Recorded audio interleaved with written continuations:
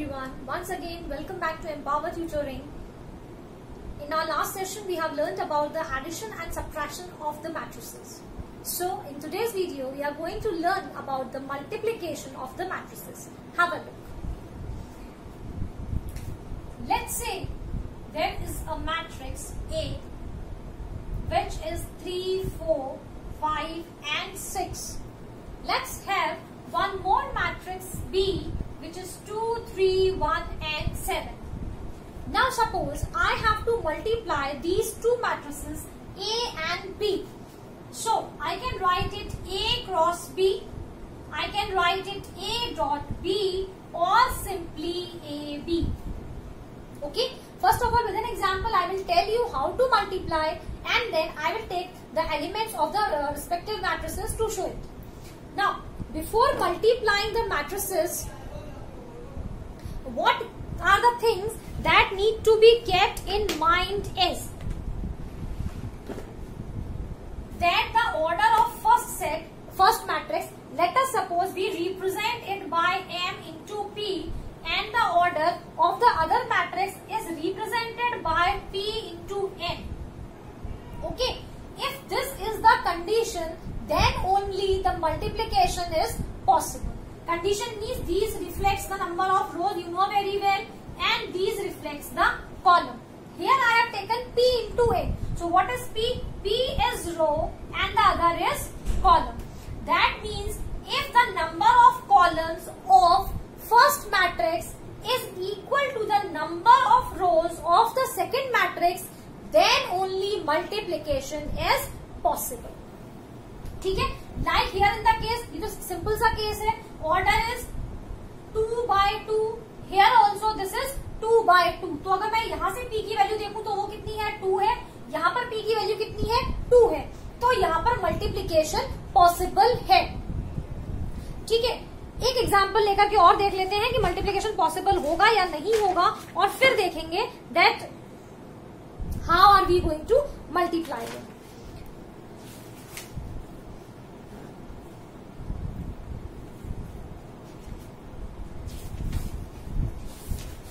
Let's see with an example. Like suppose अगर मैंने यहाँ लिया 1, 3, 4, 5, 2, 8 और एक और मैट्रिक्स मैंने ले लिया 1, 3, 7, 2, 6, 5. अब चेक करते हैं कि क्या यहाँ पर मल्टीप्लीकेशन पॉसिबल है या नहीं. Let's see. The order of this matrix is 2 by 3. 2 rows and 3 columns. And here 3 rows and 2 columns. Right, अब आप देखिए जो ये P है, this is same, this is also 3, this is also 3. So now the multiplication is possible. अगर यही चीज convert हो जाए इस तरीके से, सपोज ये मैंने इस मैट्रिक्स को जरा छोटा कर दिया आपको बताने के लिए, तो यहाँ पर क्या है 2 rows 3 columns, that means the order is 2 by 3 and here the order is 2 by 2. Now you can see here the number of columns does not match with the number of rows of the second matrix. So here multiplication is not possible. So before multiplying you need to check whether multiplication is possible here or not. Okay? अब देखते हैं कैसे multiply करेंगे. तो obviously जो हमारा question मैंने लिया है यहाँ पर multiplication possible है. अब multiply कैसे करते हैं? तो आपको क्या करना है, पहले एलिमेंट, पहला मैट्रिक्स हमें मल्टीप्लाई करना है ए का बी से. तो ये चीज ध्यान रखनी है, जिस ऑर्डर में मल्टीप्लाई लिखा है और सेट लिखा है उसी ऑर्डर में आप मल्टीप्लाई करेंगे. तो ए को बी से मल्टीप्लाई करना है तो आप क्या मल्टीप्लाई करेंगे, first row by first column. सबसे पहले जो ऑर्डर आता है वो यहां पर आएगा first row into first column. कौन से वाले के? सेकंड वाले का. और यहां पर आएगा first row into second column. ठीक है, फिर यहां आएगा second row into first column और यहां आएगा second row into second column. तो ये आपको इस तरीके से ध्यान रखना है. कैसे रखेंगे मैं समझा रही हूं, उस तरीके से पहले मल्टीप्लाई करूंगी. तो जब हम A क्रॉस B निकालेंगे तो ये आएगा क्या बताया मैंने, पहली वाली रो और पहला कॉलम यहां से लेना है, पहला आपको रो लेना है फिर कॉलम लेना है, इसी ऑर्डर में हम चलेंगे। तो पहला क्या है 3, इसको मल्टीप्लाई किससे करेंगे 2 से करेंगे और फिर लगाएंगे प्लस का साइन। Then 5 is there, 5 multiplied by 3, ठीक है। ये जब आप सॉल्व करेंगे, क्योंकि ये 2x2 ऑर्डर का मैट्रिक्स है, तो जो रिजल्टेंट आएगा मैट्रिक्स प्रोडक्ट जो आएगा that will also be of the order 2x2। अब फिर से फर्स्ट रो का मल्टीप्लाई किससे करेंगे, सेकंड रो से करेंगे। तो थोड़ा दूर लिखते हैं हम, 3 into 1 plus 5 into 7। Similarly, second row, first column. So 4 into 2 plus 6 into 3. And similarly, second row, second column. So 4 into 1 plus 6 into 7. ये वही चीज है जो मैंने आपको यहाँ बताई है। पहला रो पहला कॉलम ये आ गया, फर्स्ट रो सेकंड कॉलम ये आ गया, then second row first column and second row second column. अब इसको सॉल्व कर लेते हैं। So 3 2 6 plus 15, that is 3 plus 35, 8 plus 18 and 4 plus 42. So when you solve this, you will get 21, 38, 46 and 26. This is the product of A cross B. Okay, this is how you have to multiply. अब इसको बताती हूँ कि यहाँ पर हमने जो लिखा था वो एग्जैक्टली क्या था।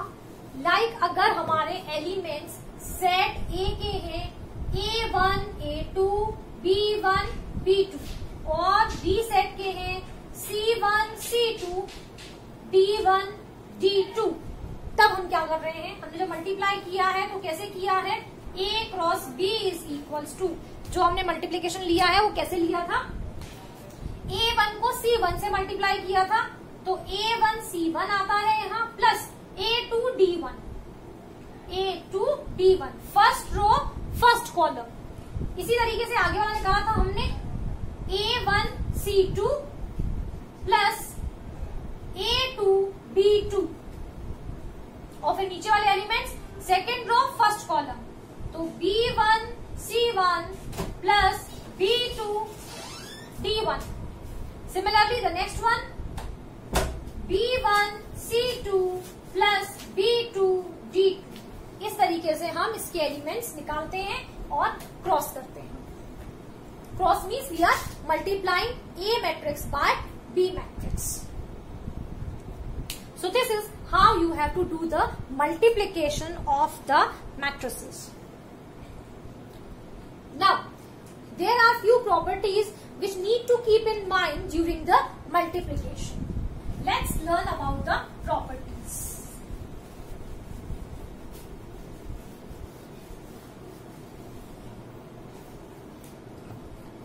The first property is that if you multiply A matrix by B matrix, then it is not equal to the same product as you multiply B by A. Always remember this.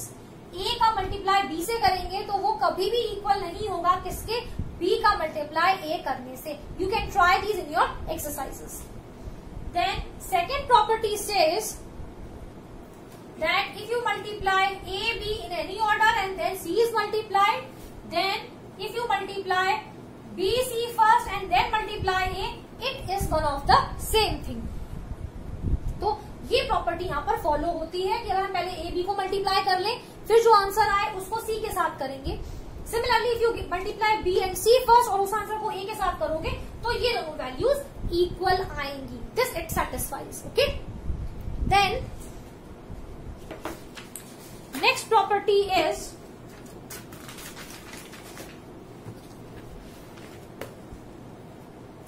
third property says product of two matrices can be 0. If you multiply two matrices, then it is quite a possibility कि वो matrix एक zero matrix हो जाए. That is possible. क्योंकि अगर आप negative integers और positive integers को मल्टीप्लाई करेंगे और ऐड करेंगे तो somehow it is possible. Okay, that is possible in the case. और फिर फोर्थ प्रॉपर्टी कहती है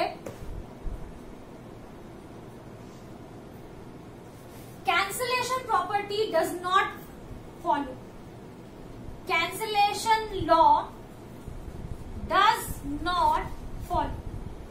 कैंसिलेशन लॉ कैसे? अगर हमने ए बी मैट्रिक्स को मल्टीप्लाई किया, हम कह रहे हैं, और यहाँ पर बी सी मैट्रिक्स है, तो कैंसिलेशन लॉ के हिसाब से बी और बी डिवाइड हो जाने चाहिए और ए सी के इक्वल आ जाना चाहिए। लेकिन ये कैंसिलेशन लॉ यहाँ पर फॉलो नहीं होती है, यानी बी से बी हम डिवाइड नहीं कर देंगे, डिवाइड नहीं हो जाएंगे ये, ठीक है। तो ऐसा करने की कोशिश नहीं कीजिए। Cancellation law multiplication of matrices के केस में एप्लीकेबल नहीं है।